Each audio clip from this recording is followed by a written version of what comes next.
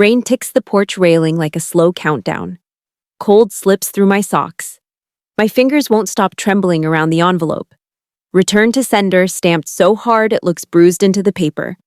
I can taste metal in my mouth. At the bottom of the steps, my daughters hover under the porch light, faces shiny with tears, eyes red and pleading. Mom, please, just hear us out. I don't open the door. I press my forehead to the wood, feeling the vibration of my own heartbeat. You already chose him, I whisper. Courthouse tiles, his calm smile. A stranger's hand sliding me a file. My daughter's voice message, stop lying, Mom. The envelope catches on my nail and splits. A photo slips out. My husband's face. A different name printed beneath it. My name doesn't matter as much as what I became. I was the kind of woman who kept receipts in labeled envelopes, who wiped fingerprints off the fridge at midnight because a clean kitchen meant a calm morning. I built a home the way some people build a church, quietly, faithfully, brick by brick. Trust was the foundation, not the romantic kind, the daily kind, the kind where you hand someone your life and don't feel stupid for it. And then, in one season, it collapsed. Not with a bang, with little snaps. A laugh that came too late. A password that appeared where there never was one. A story that changed by a single detail each time he told it, like he was sanding down the truth until it fit in his pocket. People think stories like mine are about getting him back. Like this is some competition and the prize is a man who already proved he's not worth keeping. No. This is about the moment your own children look at you like you're the stranger. Like you're the problem that needs managing. It's about hearing your daughter, your baby, the one you carried, say, "Stop lying, Mom," and realizing his lie has already moved into their mouths. Because the betrayal wasn't just another woman. It wasn't just money. It was the way his whole identity felt like a costume I'd been washing, folding, hanging back in the closet for years. It was history. Names, dates, paper trails that didn't match the man sitting at my table, smiling like he'd done nothing wrong. And that night on my porch, when my daughters begged. It wasn't only guilt shaking their voices, it was fear. If you've ever been blamed for telling the truth, stay with me. And subscribe for real stories where justice shows up quietly, then hits loud. The photo in my hand is damp at the edges, curling like a dead leaf. Different name, same face. The same careful smile I've watched across dinner tables and school assemblies and church bake sales. My throat tightens until swallowing feels like forcing glass down. Behind the door, my daughters breathe in broken little pulls, the way they did as toddlers after a nightmare. Only now they're grown, and the nightmares have learned how to wear suits. I don't open the door, not yet. The porch light hums above them, drawing a hard yellow circle around their faces. I keep my voice low, like if I speak too loudly, the whole world will hear the crack in it. Go home, I whisper through the wood. Mom, my oldest says. Her voice is hoarse, scraped raw. Please. It hits me, how familiar that pleading tone should feel. It should soften me. It should bring me running with blankets and warm milk and a lie that everything is fine. Instead, my stomach rolls, sour and heavy. Because this started long before the porch, long before the envelope, long before their eyes learned how to look at me like I was the problem. I built our house with a kind of quiet pride. Not a fancy house, a normal one. Beige siding, a porch swing that squeaked if you shifted your weight too fast. A kitchen that smelled like toast and dish soap and lemon cleaner because I couldn't stand the lingering grease in the air. I liked the ritual of it, wiping counters, refolding the dish towels so the edges lined up, tightening the loose knob on the cabinet nobody else noticed was wobbling. Those were my loves, tiny repairs, small mercies, holding the world together with invisible hands. He loved bigger things. My husband could walk into a room and somehow make it feel like the lights got brighter. He'd clap a hand on a man's shoulder, call him by his first name like they were old friends, and people would laugh before he even finished the punchline. He had a way of making strangers feel chosen. Community guy, they called him, like it was a badge. He coached the youth team one summer even though he didn't know half the rules. He stood by the grill at neighborhood cookouts, flipping burgers like he was running a show. He volunteered to fix a widow's porch steps and made sure 3 people, accidentally, saw him doing it. It wasn't that he was fake all the time. That's the part that still messes with me. He could be warm. He could be kind. He could bring me coffee in bed on a Saturday morning and kiss my forehead like he meant it. He could sit at the table helping our youngest with homework, tapping the pencil against the page like he was thinking deeply, and then look up with that proud little grin when she got the answer right. But his warmth had a shape. It always faced outward. People adored him. They collected him like a story they could retell.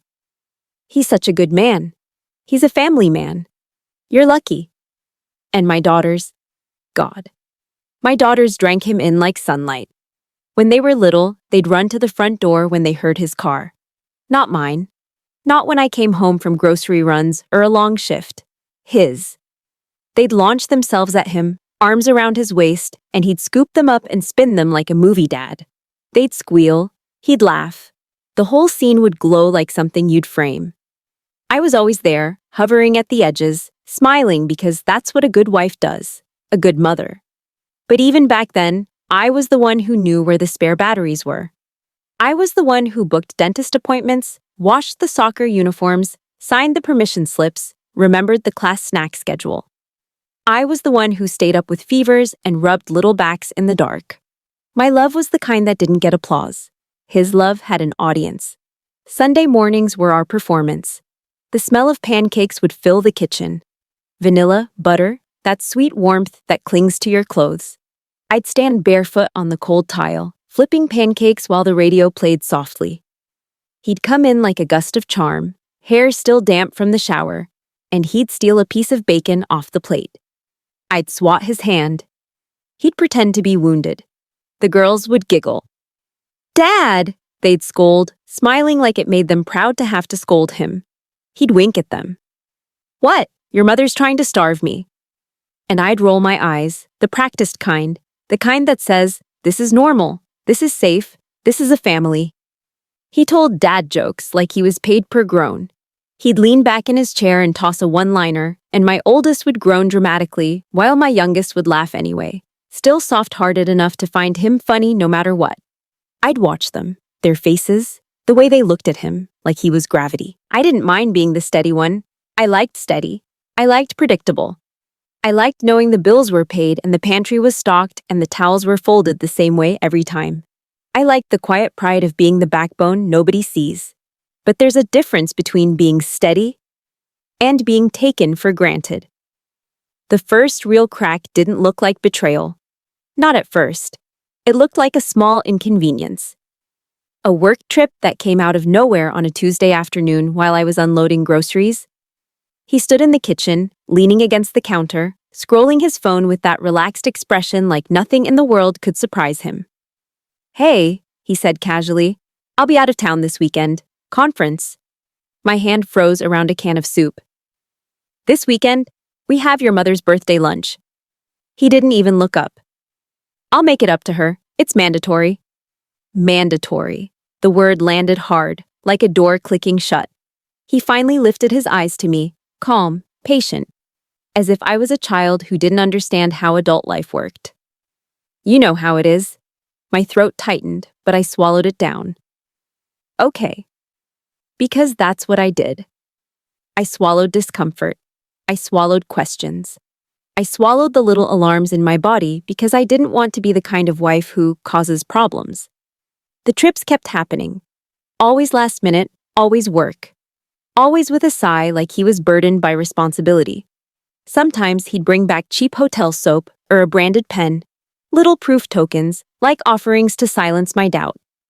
He'd toss them on the counter and say, "Look, I thought of you."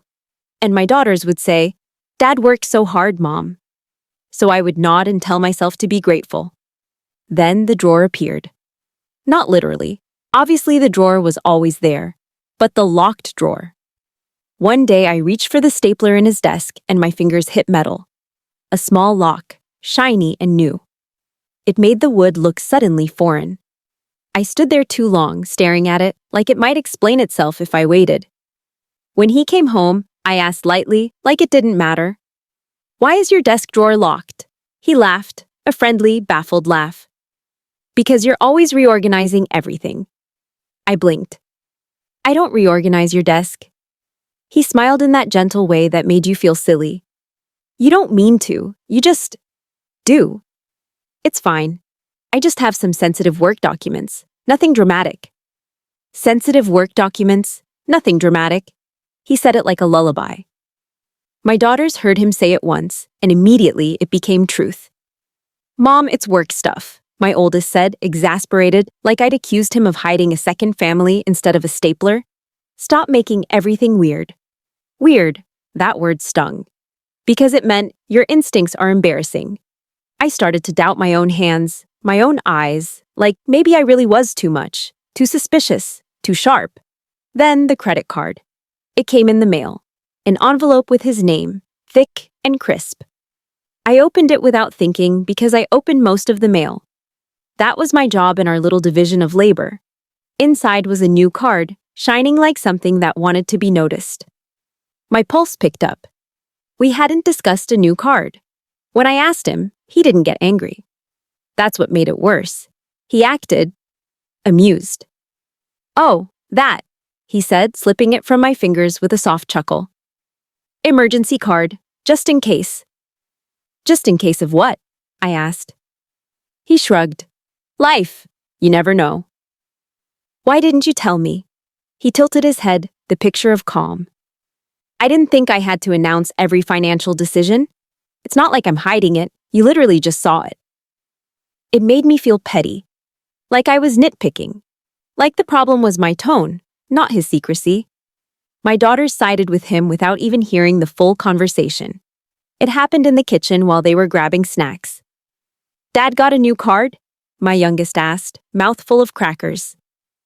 It's for emergencies, he said smoothly, and the way he said emergencies made it sound noble. See? My oldest said, looking at me. He's responsible. Responsible. That word became a shield around him, around every new odd detail. The strange phone calls where he'd step outside for better reception. The way he started keeping his phone face down on the counter. The way he'd smile at texts and then glance up quickly, like he needed to make sure nobody noticed his happiness. And I noticed something else. Something colder than a locked drawer. My daughters started echoing him. Not just agreeing, echoing. Phrases that sounded like they came from his mouth first. You're overthinking, my oldest would say, in the same measured tone he used. You always jump to conclusions, my youngest would add, like she'd rehearsed it. And the worst one, delivered with a sigh, eyes turned away, like I was exhausting to love. Mom, you worry too much. His exact words, his exact rhythm. It was like he'd planted lines in their heads. I tried to tell myself it was normal. Kids align with the parent who feels easier, the one who jokes, the one who doesn't ask them to do chores, the one who buys them things without making them feel guilty about the cost. But still, something in me kept tightening, like a knot pulled a little more each week. The first warning sign that felt unmistakable came on a Tuesday afternoon. I was sorting papers at the kitchen table, the way I always did. School forms, permission slips, clinic reminders, a stack of flyers for fundraisers I never wanted to attend, but always did.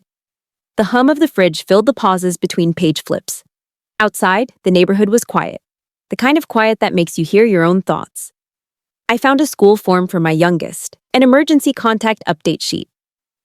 It had been stuffed between two newsletters. I scanned it quickly, expecting the usual. Me first, him second, maybe my sister as a backup. My eye snagged on the second line. Mara H. My skin went cold in a single sweep, like someone had dumped ice water down my spine. I read it again. Mara H. Emergency contact. Relationship. Family friend. Family friend. My fingers went numb. The paper felt too thin to hold that kind of wrong. I called my youngest into the kitchen. Honey, who is Mara H? She shrugged, distracted. I don't know. Dad said to write it. Dad said. Of course. My mouth tasted sharp.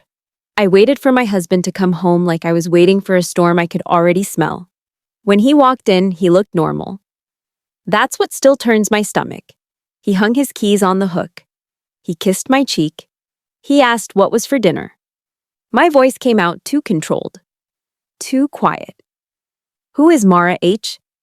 He paused just long enough to be theatrical about it, like he needed a moment to remember some boring detail. Then he smiled. That smile, soft, patient, almost affectionate, like I was adorable for being confused. Just someone from work, he said. You worry too much. There it was. The same line. The same soothing dismissal. My nails dug into my palm under the table. Why is she on our daughter's emergency contact list? He opened the fridge, unbothered. Because sometimes I'm in meetings. If something happens and you're not reachable, she can help. She's reliable. Reliable. My chest tightened. Why didn't you tell me? He closed the fridge slowly, turned to face me, and the calm on his face felt like a weapon. Because you'd react like this, he said gently. Look at you. You're already spiraling. Spiraling. I hated that word. It made me sound unstable. It made my questions sound like symptoms. I'm not spiraling, I said, but my voice shook anyway. Traitorous. My own body betraying me. He stepped closer, lowering his voice like he was being kind. Like he was protecting me from myself. Listen. It's fine. Nothing is happening. You need to stop looking for problems. Stop looking for problems. I wanted to scream. I wanted to grab the paper and shove it in his face and demand he tell me the truth without the calm, without the smile, without the performance. But my daughters were in the next room. And I could already feel it, how he'd turn their ears against me with one gentle sentence. So I did what I always did. I swallowed it. That night, the house felt different. The walls felt closer. The air felt thin. I lay in bed staring at the ceiling, listening to his breathing beside me, steady, deep, untroubled. Like he'd done nothing. Like I was the only one awake in a home full of sleeping lies. Sometime after midnight, I heard it. A soft rustle. Sheets shifting. The quiet click of his feet on the floor. My eyes opened to darkness. My mouth was dry. I held my breath, listening. He padded out of the bedroom, careful. He thought I was asleep. I waited, muscles stiff, heart tapping hard against my ribs. The hallway light didn't turn on. He moved like he knew every squeak in the floor. Then, from somewhere down the hall, his office maybe, I heard the faint murmur of his voice.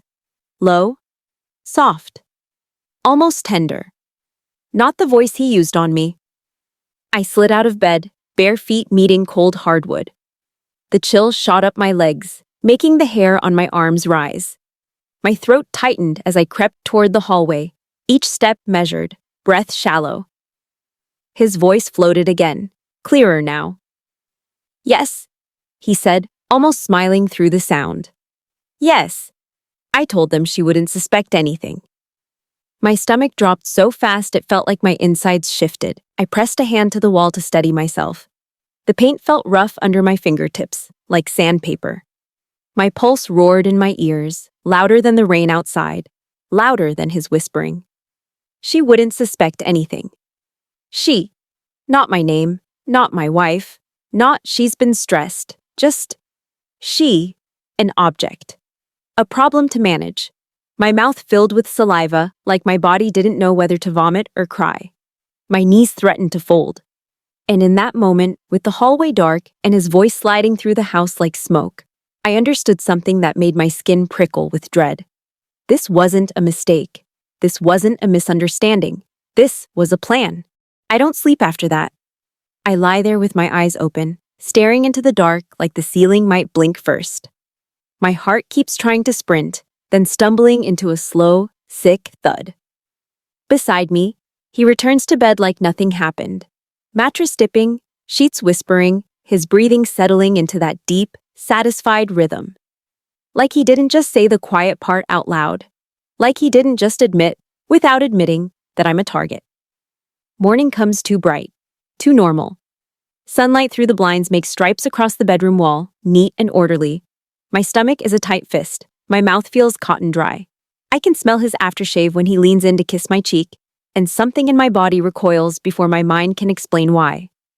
You okay? He asks, soft, concerned. It would be sweet if it wasn't a weapon. I'm fine, I say. My voice comes out thin, stretched tight like plastic wrap. He studies me for half a second, just long enough. Then he nods like a doctor who's confirmed a suspicion.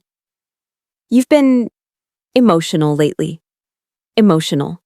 He says it gently, the way you say, you've been tired or you've been stressed. Like it's a fact, like it's not an accusation. I bite the inside of my cheek until I taste blood. The sting helps. It keeps me in my body, keeps me from floating away in that dizzy place where his calm becomes reality and my instincts become hysteria. Over the next week, the air in my house changes, not because of something big, because of something small. The way he sighs when I ask where he's going. The way he looks past me like I'm a little too loud, a little too inconvenient. The way he touches my shoulder in front of other people, light, steady, like he's grounding me. Like I need grounding. At the grocery store, we run into Mrs. Donnelly from down the street. She's holding oranges in the crook of her arm, smiling big, chatty. My husband drapes an arm around my back, fingers warm through my sweater, and says with a laugh, "She's been worrying about everything lately. You know how it is." I freeze with a box of cereal in my hands. Mrs. Donnelly's smile wobbles, just a fraction. Not unkind, pitying. "Oh, honey," she says softly to me, like I'm fragile glass. My throat tightens. The cereal box crinkles in my grip. I want to say, I'm not fragile. I'm not confused. I'm not the problem. But he's already moved the conversation along, telling a story, making Mrs. Donnelly laugh, making it easy to forget I ever had something to say. In the car afterward, he says, still calm, still gentle. "See? It's okay. People understand. You don't have to carry it all." Carry what? My own brain? My own questions? I look out the window and force my fingers to relax. They ache from clenching. Then comes the doctor's suggestion. It happens at the kitchen sink while I'm rinsing dishes. Warm water runs over my knuckles. Soap bubbles cling to my skin. He's behind me, leaning against the counter, eating an apple like he's got all the time in the world.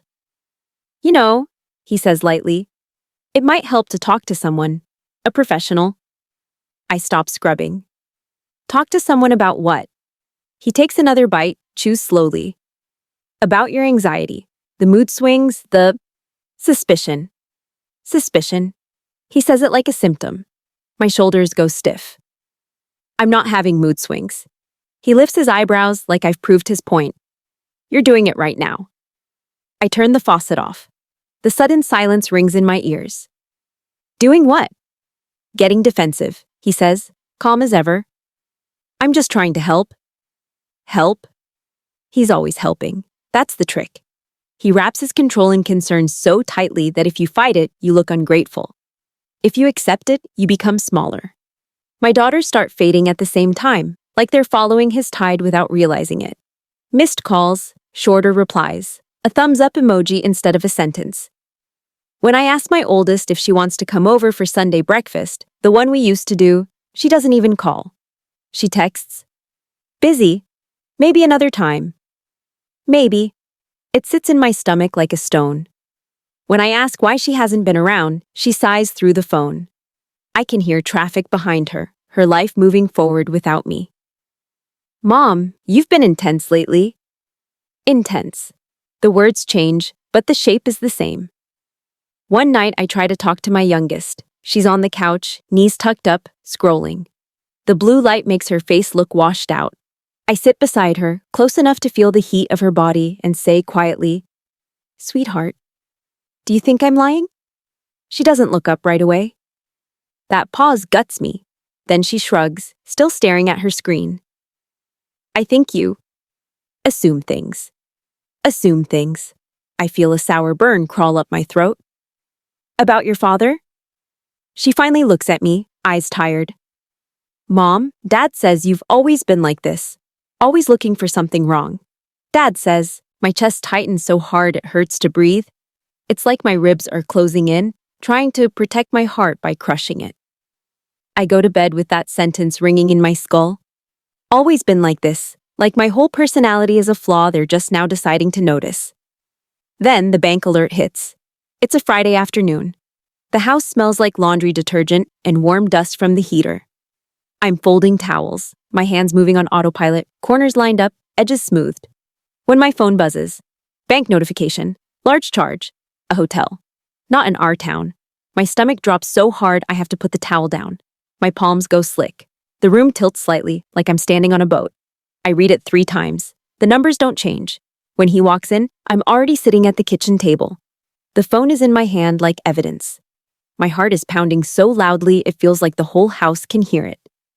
"Where were you last night?" I ask. He doesn't flinch. He sets his keys down carefully, like we're having an ordinary conversation. "Work dinner. I told you." I hold the phone up. My fingers are shaking. "Then explain this." He leans in, looks at the screen, and, God help me, smiles like he's amused. "You checked the account," he says, voice soft. "It alerted me," I snap. The sound of my own voice startles me. Sharp, too loud. His eyes narrow just slightly, then soften again. "Why are you monitoring me?" I blink. "Monitoring you." He steps back and spreads his hands, calm and reasonable. "This is exactly what I mean. You're snooping. You're looking for a reason to accuse me." The word snooping lands like a slap. My cheeks go hot. "I'm your wife. We share finances." He tilts his head like a therapist. "We share a life. And trust. Or we're supposed to." Trust. He says it like I'm the one breaking it. My mouth opens, but no sound comes out. I can feel the pulse in my neck, frantic. My thoughts tumble over each other. Hotel, charge, his midnight phone call, Mara H., the locked drawer. I try to keep my voice steady. "Then tell me what it is." He exhales, long and patient, like I'm exhausting him. "It's a deposit for a conference venue. My assistant booked it wrong. I was going to handle it Monday." Assistant? Of course there's an assistant now. A convenient, invisible person who can take the blame. I swallow. Hard. "What's her name?" His eyes flash, just a quick spark. Then he smooths it over. "Why does that matter?" Because I can feel the net tightening. Because every time I reach for the truth, he moves it further away and tells everyone I'm the one chasing shadows. He steps closer, lowers his voice, puts his hand on my shoulder. His palm is warm. It makes my skin crawl. "Please," he murmurs like he's pleading with me, "stop doing this to yourself." To myself. Like I'm self-harming with questions. I pull away, fast. His hand slips off my shoulder and he looks wounded. Like I've hurt him. Like I'm cruel. And I can already see how he'll tell this story. He doesn't rage. He doesn't slam doors. He doesn't call me names. He just looks sad. He just looks patient. He just looks like the good man everyone loves. A week later, he sets the trap. It's a family dinner. My idea originally. I wanted to pull us back together, to get my daughters in the same room, to make the air normal again. I cook too much, as usual. The kitchen fills with smells, garlic, roasted chicken, warm bread. My hands ache from chopping, my feet hurt, my stomach is too tight for hunger. The table looks pretty. Candles, cloth napkins, plates warmed in the oven like my mother used to do. My daughters arrive and barely look at me. They kiss my cheek quickly, like a formality, and go straight to him. He hugs them, laughs, asks about their week. He's performing, and they're drinking it in. I sit down with my hands folded in my lap. My nails bite into my skin. Halfway through the meal, when the conversation is smooth and my guard is down just enough to bleed, he sets his fork down gently and says, "Girls, I've been worried about your mom." My spine goes rigid. The room seems to go quiet around his words, like the walls are leaning in to listen. My oldest frowns. "Worried how?" He glances at me with that soft, sad expression. "She's been under a lot of stress. She's convinced something is going on, and it's affecting her sleep, her mood. I think she needs support." Support? I can't breathe. My throat tightens like a fist is closing around it. I stare at my plate. The food blurs. My ears ring. My youngest looks at me with that same pity I saw on Mrs. Donnelly. "Mom, are you okay? Are you okay? Like I'm sick." I push my chair back, the legs scraping the floor too loud. My heart is hammering so hard it hurts. Don't, I say, voice shaking. Don't do this. He keeps his tone calm, so calm. See? This is what I mean. I'm not attacking you. I'm trying to help. My oldest face tightens. Mom, why are you making this a scene? Scene. That word slices straight through me. I look at them, my daughters, my blood, and something in my chest splinters. Because he's lying, I say, and it comes out raw. Too raw. He's been lying. My husband's eyebrows lift in gentle disappointment. Honey. Honey. He says it like I'm a child throwing a tantrum. My youngest shakes her head, tears already gathering. Mom, stop! Stop! And suddenly the room spins with doubt. Am I wrong? Am I really losing it? I feel sweat break across my back. My hands shake so hard I have to grip the edge of the table. The candle flame wobbles. The air tastes thick, like burnt sugar. I try to speak, to line up facts like soldiers. Locked drawer. Hotel charge. Mara H. phone call. But every time I open my mouth, he meets it with calm. With gentleness. With that tone that makes me sound hysterical by comparison. My oldest stands, voice sharp. You're always suspicious. You ruin everything. My youngest whispers, Dad's trying so hard and you can't stop. I feel my heart crack. Not a metaphor, a physical sensation. Like something inside me just gives way. My husband looks at them with sadness, then back at me with that same patient face. Maybe we should talk about this with a doctor, he says softly, like a final nail. Doctor. My vision blurs with tears I refuse to let fall. My throat burns. I stand up so fast my chair tips and hits the floor with a bang. The sound makes everyone flinch. And there it is. Now I'm the scary one. Now I'm the unstable one. I run to the bathroom and lock the door. My hands are shaking so badly I can't twist the faucet at first. When the water finally runs, it's icy. I press my palms under it until they ache, trying to shock my body back into control. I stare at myself in the mirror. My face looks pale, my eyes look wild. For a moment, I don't recognize myself. The question comes, quiet and cruel. What if he's right? What if I'm breaking?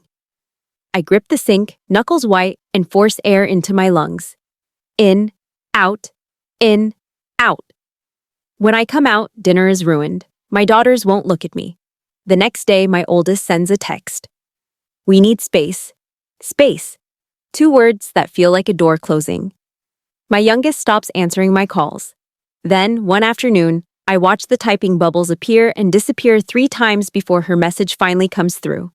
Mom, I'm blocking you for a while. For my own good. For my own good. My hands go numb. The phone feels heavy, like a brick in my palm. The room goes quiet around me. Too quiet, like the house is holding its breath. I stare at the screen until my eyes sting. I try to call anyway. It goes straight to voicemail. I try again. Nothing. My chest tightens until it feels like I'm being squeezed from the inside. I walk to the living room and sit down slowly, like my legs might not hold me. The couch fabric scratches my skin. My mouth tastes like pennies. I am alone in my own home. And he walks in later with groceries, humming, like the world is fine. He sets the bags down and says, I think this is for the best. They need peace. Peace. I look at him and something cold settles in my gut. Not panic, clarity. He didn't just take my daughter's trust. He handed them a story about me. A story where I'm the problem. Where he's the victim. Where my questions are cruelty. And they believed him. That night, I sit at the kitchen table, long after the lights are off. The only glow coming from my phone screen. My eyes burn from crying without sound. My throat aches from swallowing it all. My finger hovers over my oldest's name. I don't call, I don't beg. I just sit there, listening to the refrigerator hum and the distant sound of him moving around upstairs, unbothered. Then my phone buzzes, a message from an account with no profile photo, no name, just blank. My skin goes instantly cold. The text is short, surgical. Your husband isn't who you think he is. Meet me tomorrow. Come alone. I read the message 3 times. The words don't change, but my body does. First, my scalp prickles, like someone's standing behind me. Then my stomach hollows out, a sudden drop, the way it does right before bad news finishes landing. My hands start to sweat so fast the phone nearly slips. Meet me tomorrow. Come alone. The kitchen is silent except for the refrigerator's steady hum. It sounds louder than it ever has, like the house is trying to fill the space my daughter's left behind. Upstairs, I can hear him, 1 floor above me, moving around like a man with nothing to hide. A drawer opening, a closet door. His bare feet padding softly, unhurried. My throat tightens until breathing feels deliberate. I don't respond. Not yet. I set the phone down on the table, face up, like I'm daring it to lie. Then I stare at my own reflection in the black screen and see a woman I barely recognize. Eyes too wide, mouth pressed hard, shoulders folded in like I'm trying to take up less space. He trained me to do that. To shrink. I press my palms flat on the table. The wood is cool, grounding. I force my fingers to stop trembling. Tomorrow. I go to bed with the message burning behind my eyes. I don't tell him anything, not a word. I lie beside him, stiff as a board, listening to his breathing settle. His arm drapes across my waist at one point, heavy, possessive, familiar, and I have to bite my tongue to keep from flinching away. His skin is warm. My skin feels like ice. When he finally starts snoring, a soft, almost gentle sound, I stare into the dark and let my fear crawl through me. It moves like a living thing, up my ribs, into my throat, behind my eyes. I can't tell if the stranger is about to save me or finish me, but something else is there too, underneath the fear. Anger. Not the loud kind, the slow kind. The kind that heats up in the center of your chest and stays there, steady, like a coal. I fall asleep with my teeth clenched. Morning comes gray and thin, clouds pressing low against the windows. I move quietly, like I'm stealing my own life back in small steps. I shower, dress, put on mascara I don't need, like painting armor on my face. My hands shake when I twist my hair into a knot at the nape of my neck. In the kitchen, he pours coffee as if the world is normal. He's wearing that easy expression, relaxed jaw, faint smile, like last week never happened. Like my daughters didn't disappear. Got errands today? He asks casually. My heart bucks. I keep my eyes on the sink, my hands busy with a mug. Just a few things. He hums, satisfied. Try to take it easy. You've been running yourself ragged. There it is again, concern as a leash. I nod. I will. I leave the house with my keys clenched so hard in my fist the metal cuts into my palm. The drive feels like I'm doing something wrong. Like the whole town is watching. Like every stoplight knows I'm sneaking out to meet a stranger who claims to know my husband's truth. My mouth is dry. My tongue keeps touching the back of my teeth like it's looking for a place to hide. I choose a diner on the edge of town. The kind that still has cracked vinyl booths and an open sign that buzzes like a trapped insect. The parking lot smells like wet asphalt. The air is cold enough to make my eyes water. Inside, the warmth hits me in a thick wave. Grease, coffee, syrup, cleaning solution trying and failing to cover it all. Neon lights flicker above the windows. The buzzing is constant, faint but relentless, like a headache you can't shake. I pick a booth with my back to the wall. Habit. Protection. My hands slide across the table's sticky surface, and I hate how my skin catches slightly, like the place is trying to hold on to me. The waitress pours coffee without asking.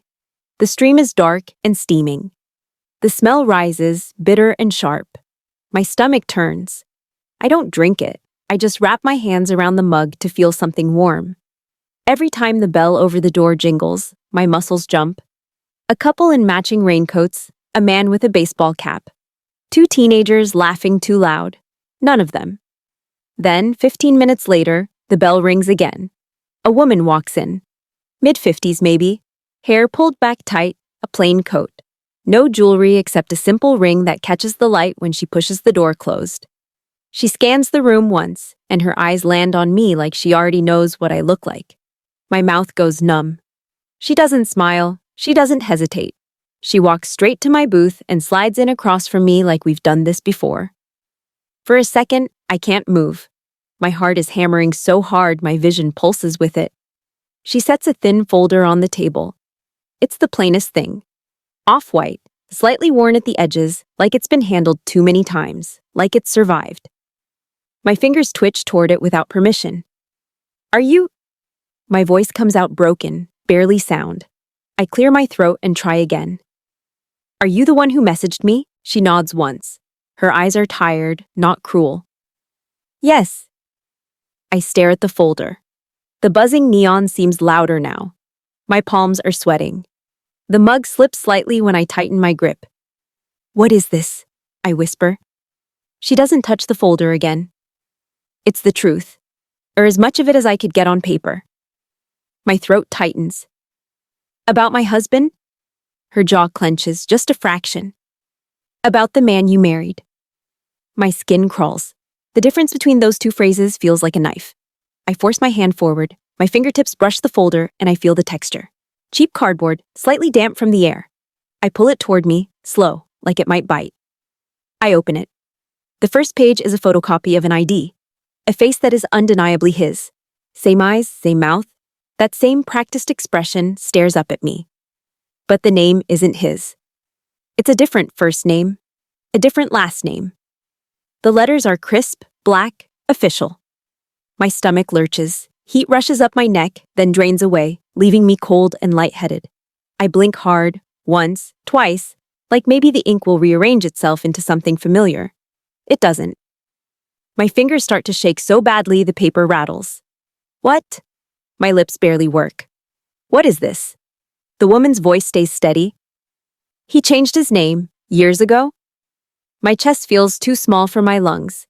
I suck in air and it scratches on the way down. Why?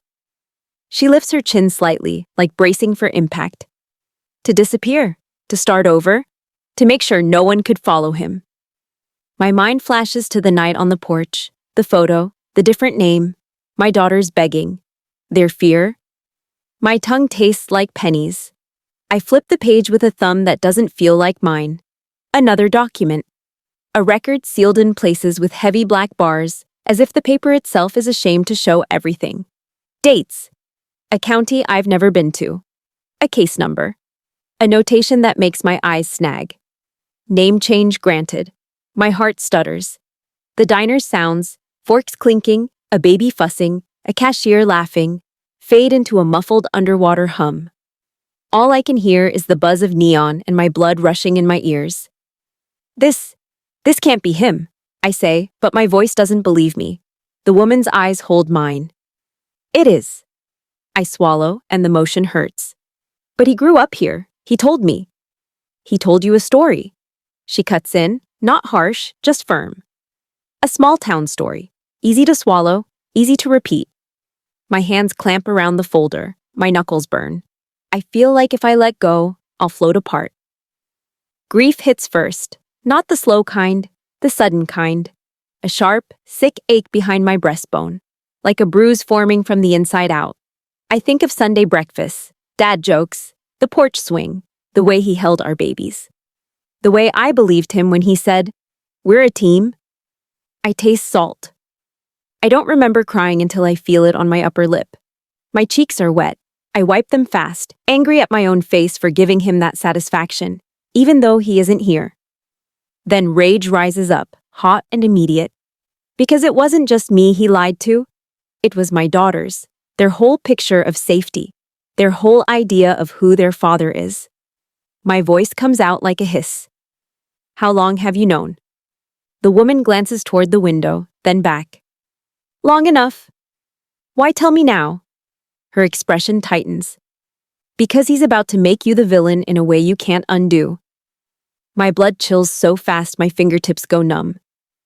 What do you mean? She leans forward slightly. Her voice drops. He's cleaning his slate. He's tying up loose ends. Loose ends. I feel nauseous. I press a hand to my stomach under the table as if I can hold my organs in place.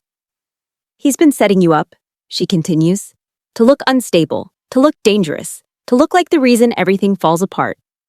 My mind snaps back to him saying, "Doctor." To him telling people I'm emotional. To my daughters repeating his phrases like they were printed on their tongues. To that dinner. His soft voice, his public concern. My throat burns. If he does this, I whisper, what happens to me?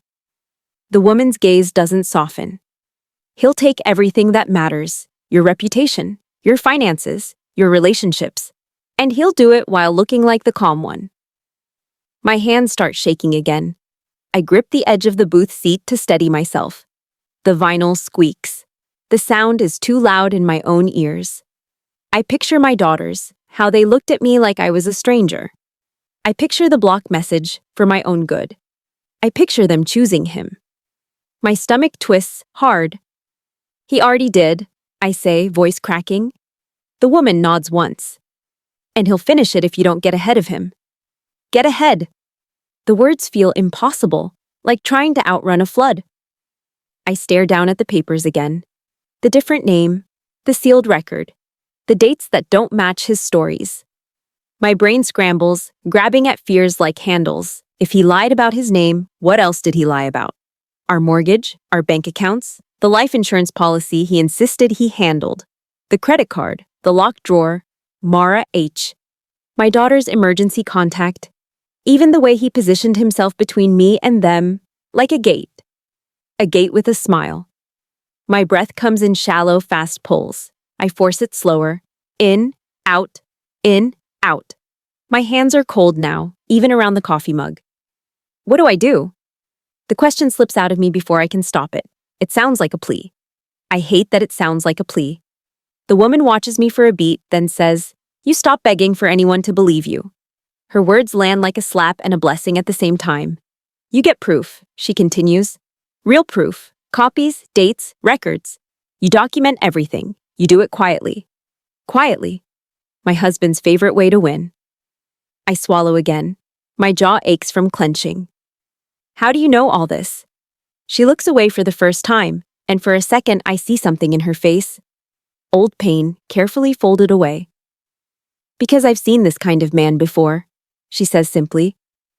"And because his past doesn't stay buried on its own." I sit back, shaking, and stare at the folder like it's a doorway. Like, if I step through it, I'll never go back to the life I had. But I'm not sure that life was real anyway. I close the folder carefully, like the papers might crumble. My fingertips are stained with the smell of old photocopy ink. My coffee sits untouched, skin forming on top, bitter even to look at. I stand up on legs that don't feel steady. The diner tilts. The neon buzz follows me like a swarm. Outside, the cold air slaps my face, sharp and clean. My lungs fill with it like I'm drowning in winter. In the car, I sit for a long time with my hands on the steering wheel, knuckles white. The folder rests on the passenger seat like a living thing. My phone buzzes once, nothing important, some notification, but my whole body jolts anyway. I drive home like I'm being followed, checking mirrors too often, heart racing with every passing car. When I pull into my driveway, my palms are slick with sweat and my shoulders ache from holding tension like a second skeleton. The house looks the same. That's the cruelest part. Same porch swing, same curtains, same welcome mat that says home in cheerful letters. Home. I walk inside and the familiar smells, laundry, soap, faint coffee, hit me, and my eyes sting with sudden tears. My chest aches so hard I have to pause in the hallway and press a fist to my sternum. He isn't home yet. Good. I move upstairs like a ghost, careful with every step. The bedroom feels too intimate, too soft, too full of him. The bed is made, pillows arranged, his side neat, as if he's already polished his story. I stand there breathing shallowly, and the woman's words repeat in my head. Get proof, quietly. I scan the room the way you scan a stranger's face, looking for cracks. The nightstand, his drawer. My stomach flips. I crouch beside it, fingers trembling, and slide my hand underneath. Dust coats my fingertips. The wood is rough. I feel along the underside slowly. Then my finger catches on something taped. My breath stops. I peel the tape back, careful, the adhesive pulling with a soft rip that sounds too loud. A small key drops into my palm. It's cold as ice. My heart pounds. My mouth goes dry. I stare at it, then at the drawer I've never been allowed to open, and the air in the room feels thinner, like the house is holding its breath with me. I stand up, key clenched so tight it bites into my skin. And for the first time in weeks, my fear sharpens into something else. Purpose. I slip the key into the lock. It turns. The click is soft, but inside me something slams wide open. The drawer slides open like it's been waiting for me. No dramatic creak, no movie moment. Just a soft, smooth pull. And suddenly the air in the room feels colder. Like the house itself is offended I finally touched what I wasn't supposed to. Inside, there's a stack of papers held together with a black binder clip. A small, cheap notebook. A spare phone. And, at the very bottom, a folded rental agreement. My fingertips brush the paper, and my stomach clenches so tight I have to breathe through it. Storage unit. The address is 10 minutes away. The kind of place you drive past and never notice because it looks like nothing. Rows of metal doors, chain link fence, a keypad, fluorescent lights that make everything feel guilty. My hands shake as I take photos of everything where it sits. Wide shot first, then close-ups, dates, names, the lock, the spare phone, the notebook.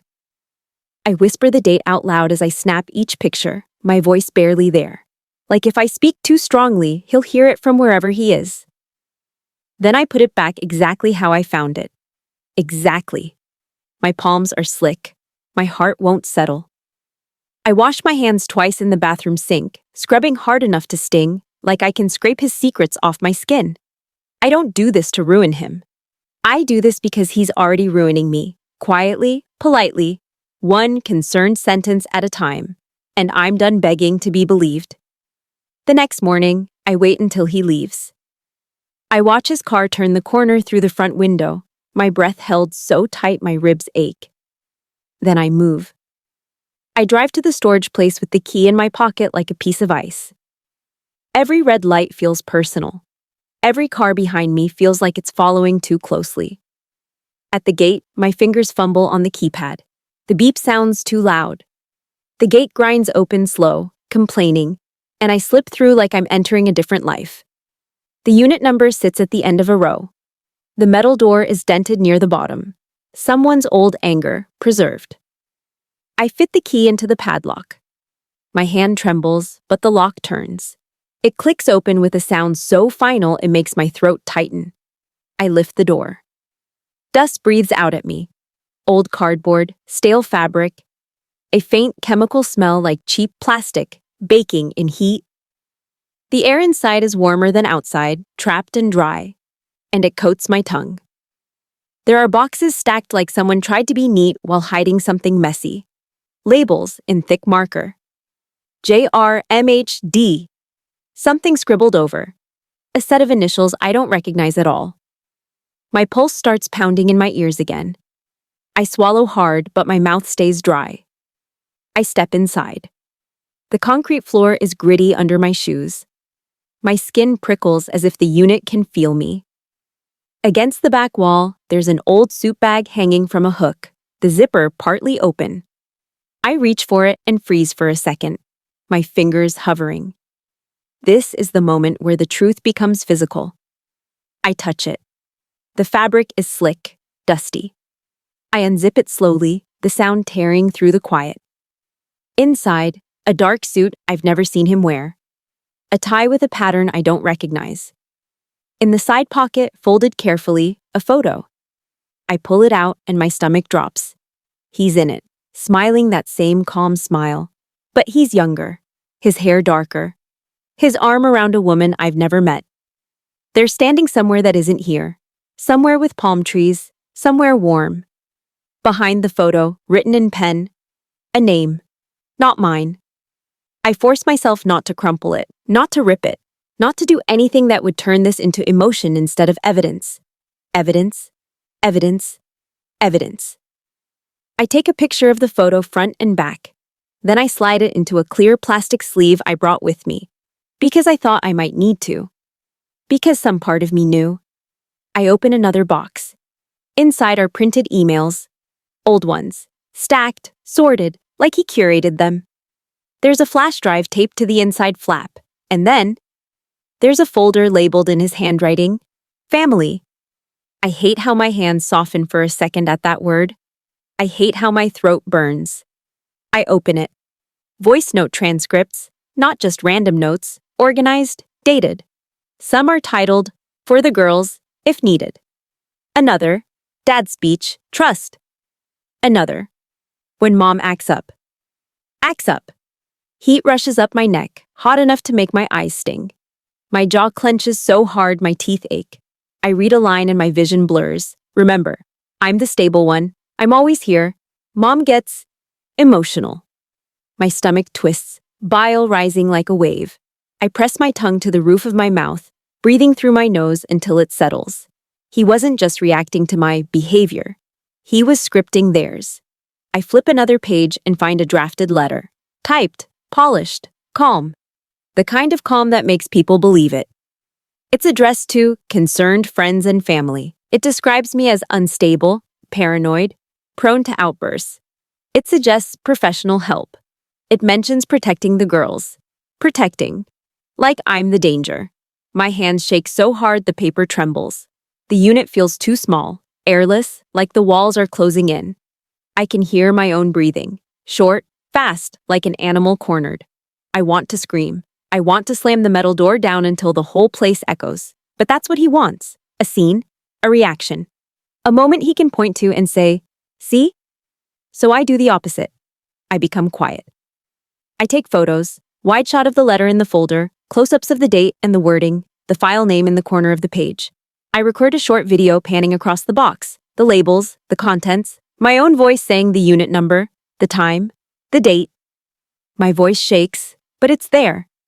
I call the only person I trust enough for this, a neighbor who has never been close to him. A woman who once told me, "You always seem like you're caring too much." I don't give details over the phone. I just ask her to meet me somewhere public in an hour because I need a witness for copies. When I hang up, my hand is numb around the phone. I keep searching, but only for what matters. No dramatics, no digging for gossip. Just proof. A second phone. Older, cracked screen, but still charged. I power it on. My thumb hovers. The lock screen shows his face with my youngest daughter. My chest tightens painfully.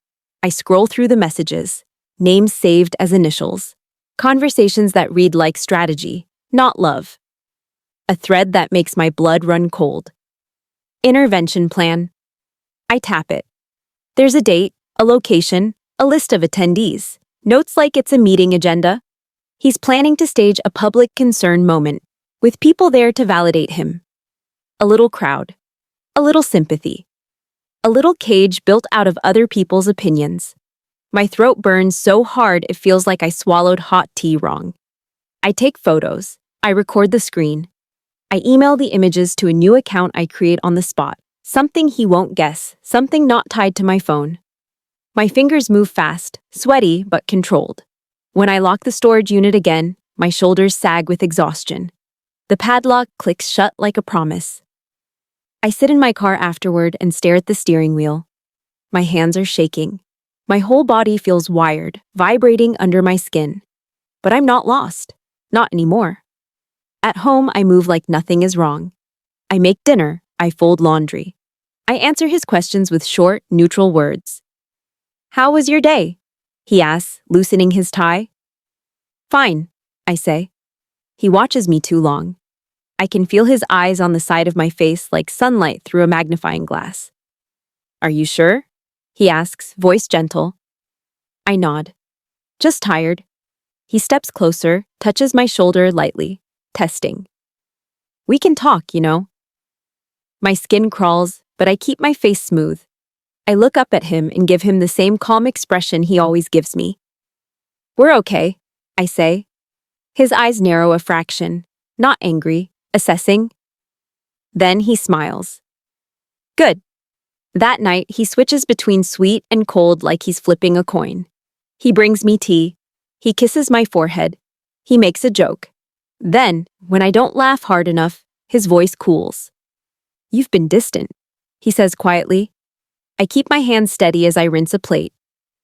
I'm tired. Tired of what? He presses soft. I feel the bait. I feel it like a hook brushing the inside of my throat. I swallow it down. Everything, I say lightly. Work. Life. He studies me for a long moment, then he nods, slow. Maybe you should call that doctor. My fingers tighten on the plate until it squeaks against the sponge. I force them to loosen. Maybe, I say. Inside, my rage burns steady, controlled. Because I'm not going to fight him with noise. I'm going to fight him with clarity.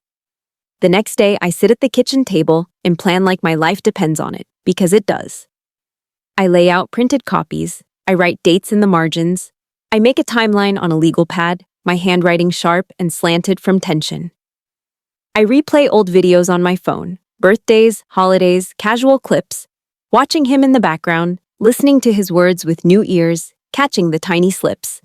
The way he avoids certain names, the way he dodges questions with jokes, the way he always positions himself as the reasonable one. I make appointments without telling him. A neutral mediator, a family counselor, a community room at the library, public, recorded, safe. Not a trap, a table with lights on.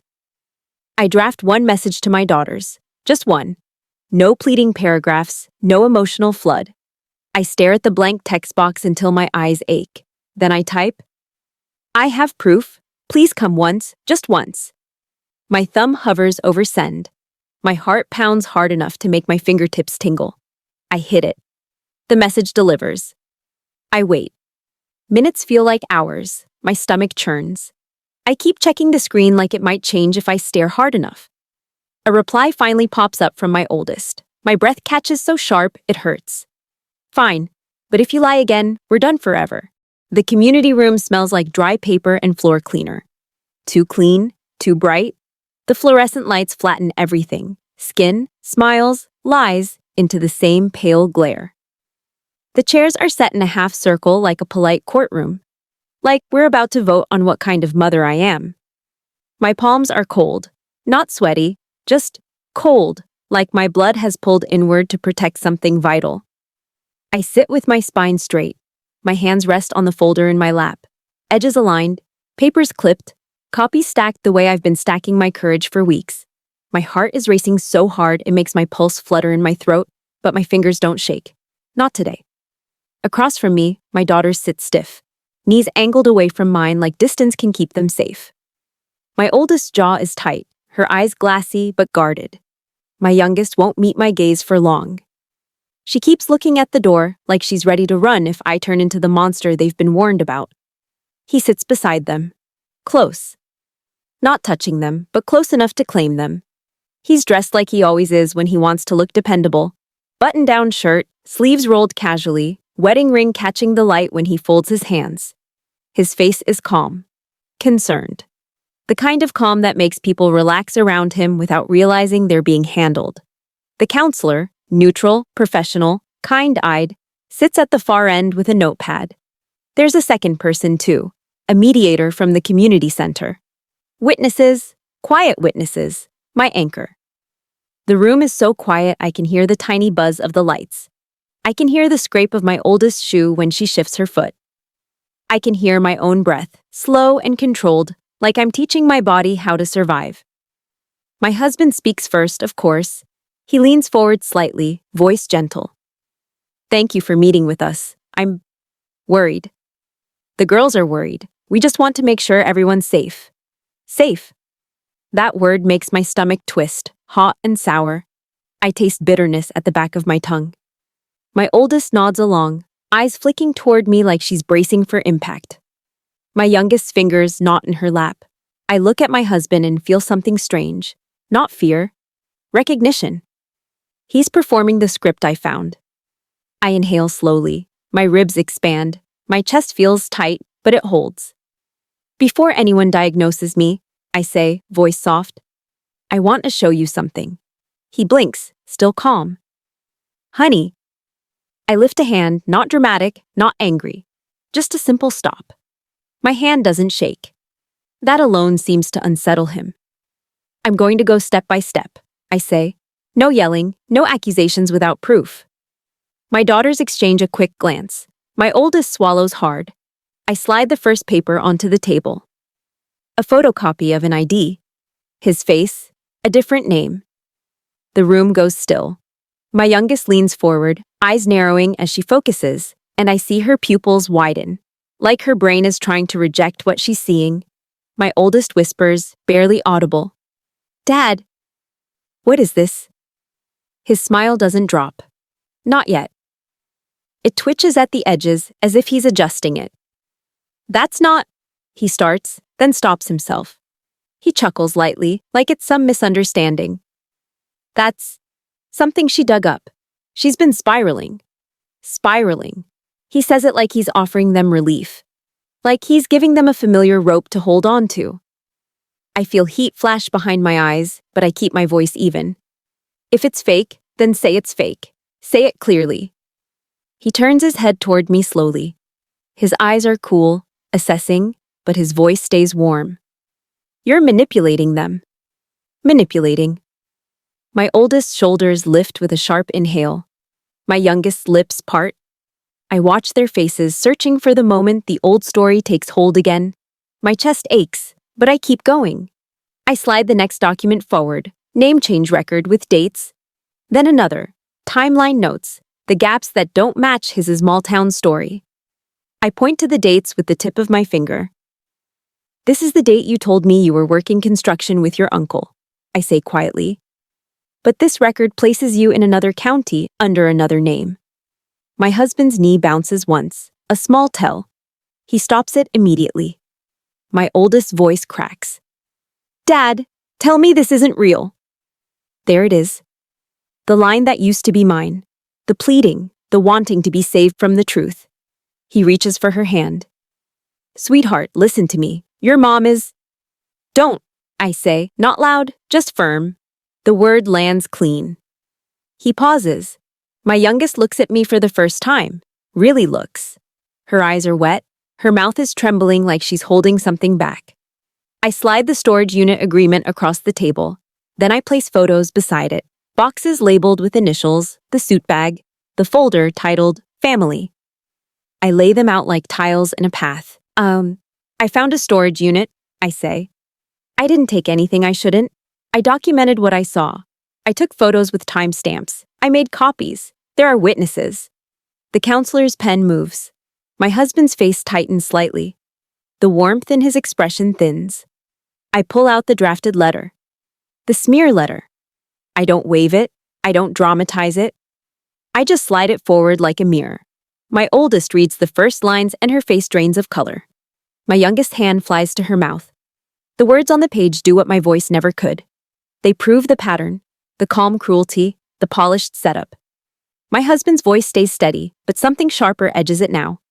You broke into my private things. I used a key from under your nightstand, I say softly. In our bedroom. In our home. The one you share with me when it benefits you. Silence. The mediator shifts in their chair, the faint squeak loud in the stillness. My husband exhales, slow, like he's disappointed in me. See? This is exactly what I mean. She's obsessive. Obsessive. My oldest eyes flare. That letter. Her voice shakes. You wrote this about Mom? He tilts his head, still calm, still rehearsed. I wrote it because I'm scared. Because you don't see what I see. He turns it into love. He turns it into protection. He turns it into him being the hero. My stomach turns, my throat burns. I take one more page from my folder. The final twist. The one that made my skin go cold when I first saw it. A message thread titled, Intervention Plan, with notes about isolating me, limiting contact, for the girl's stability. One line jumps off the page like a confession. Once they cut her off, she'll have no one. Then we can move forward. No one. My fingers press the paper flat. I can feel the tremor in my wrist now, tiny, like my body is finally catching up to what my mind is forcing it through. He doesn't know what I'm about to show them until I show it. I slide it forward. My oldest reads it. I watch her eyes track the line. Watch her blink, slow, like she's trying to wake up from a dream. Her throat moves as she swallows, her lips part. My youngest lets out a sound, small, broken, like air escaping a punctured tire. What is this? She whispers. My husband's calm finally fractures, not into rage, not yet, into irritation, into a tightness around his mouth, into the smallest flash of contempt that slips out before he can cover it. It's notes, he says quickly, taken out of context. My oldest's head snaps up. Out of context? He leans forward, voice still controlled, but sharper now. You don't understand. She was pulling you away from me. She was turning you against me. My oldest's laugh is short and ugly, full of disbelief. Mom wasn't even talking to us. We stopped answering her. My husband's eyes flick to her, a fraction too cold. Because she was unstable. I protected you. Protected. My youngest shakes her head slowly, tears spilling now. You made us think she was sick. He reaches for her, but she pulls back like his hand is hot. And there it is. The shift. Not forgiveness, not reconciliation, just the sudden, brutal realization that the story they've been living in was written by him. My oldest stands up so fast her chair legs scrape the floor. The sound slices through the room. I told Mom she ruins everything, she says, voice breaking. I said that. Her hands lift toward her face, then drop. She looks like she wants to peel her own skin off. Shame, anger, grief, all fighting for space in her chest. My youngest whispers, we blocked her. Blocked. The word hangs in the air like a bruise. My husband tries again, smooth voice, practiced calm. Girls, please, she's doing this to split us apart. And then I see it. His mask slipping. Not fully, just enough. His eyes are hard now, his patience thin. His voice still measured, but the gentleness is gone beneath it, like velvet pulled off a blade. I lean forward slightly. My voice stays soft. No, I say. I'm finally refusing to be erased. The room is so quiet I can hear my own heart beat again, loud and steady, like a drum. My oldest turns toward him. Her voice is shaking with fury. What is your name? He freezes, just for half a second. And that half second is everything. He opens his mouth, closes it. His jaw tightens. His eyes dart to the counselor, the mediator, witnesses. He can't charm the paperwork. He can't smile his way out of a name on an ID. He exhales through his nose, irritated, and in that breath, I hear it. The real him. The one who thinks we are pieces on a board. This is ridiculous, he mutters. Ridiculous, not heartbreak, not denial, not confusion, just annoyance that the game changed. My youngest flinches like he slapped her. My oldest eyes fill with tears she refuses to let fall. You let us hate her, she says. You let us, he interrupts, voice suddenly tight. I did what I had to do. And that's it. That's the confession, hiding inside a sentence. The counselor clears her throat gently. I think we need to take a break. No, my oldest says sharply. I need him to answer. My husband looks at her, and for the first time, he looks like a man who realizes he might not win. His shoulders tense. His ring glints under the fluorescent light. His smile is gone. My hands are steady on the table. I don't gloat. I don't cry. Not yet. I just sit there and let the truth do what truth does when it finally has witnesses. My daughters don't run to me, not immediately. They sit there, stunned, as if someone pulled the floor out from under them and they're still falling. Then my youngest chair scrapes back. She stands, shaky, and looks at me like she's seeing me for the first time in months. Her eyes are red, her face is wet, her hands tremble. Mom, she whispers, and the word sounds like pain. We didn't know. My throat tightens, my chest aches, my eyes burn. I blink fast, holding it in, because if I cry right now, I'll drown. My oldest stands too, shoulders shaking. She looks at him with something sharp and final, then turns toward me. Please, she says, voice breaking. Please. Just. The room blurs. The fluorescent light feels too bright. My skin feels too thin. I stand up slowly, gathering my folder like it's a shield. like it's proof I can hold in my hands when my heart tries to forget. I don't look at him again. I walk out. The hallway outside is cooler, quieter. The air smells less like chemicals and more like nothing, which feels like mercy. My legs shake with delayed adrenaline. My hands finally tremble. My stomach churns. I press my palm to the wall for a second, grounding myself. Then I hear footsteps behind me. Fast. 2 sets. My daughter's. When I push open the building's door, cold air rushes in, biting my cheeks. The sky is pale. The world looks too normal for what just happened. They follow me onto the sidewalk. "Mom!" my youngest cries, voice cracking open. "Mom, please!" I stop. I don't turn right away. I just stand there with my back to them, breathing, trying to keep my body from folding in half. My oldest comes around to face me. Her eyes are swollen. Tears drip off her chin. Her hands are out, not touching me, but reaching. "We didn't know," she says again, like repeating it might make it less unforgivable. Please let us fix this." My throat tightens so hard it hurts. My chest feels like it's splitting open and knitting itself back together at the same time. I stare at them, my girls, my heart outside my body, and my voice comes out rough, scraped raw. "I'm here," I whisper, "but it's going to take time."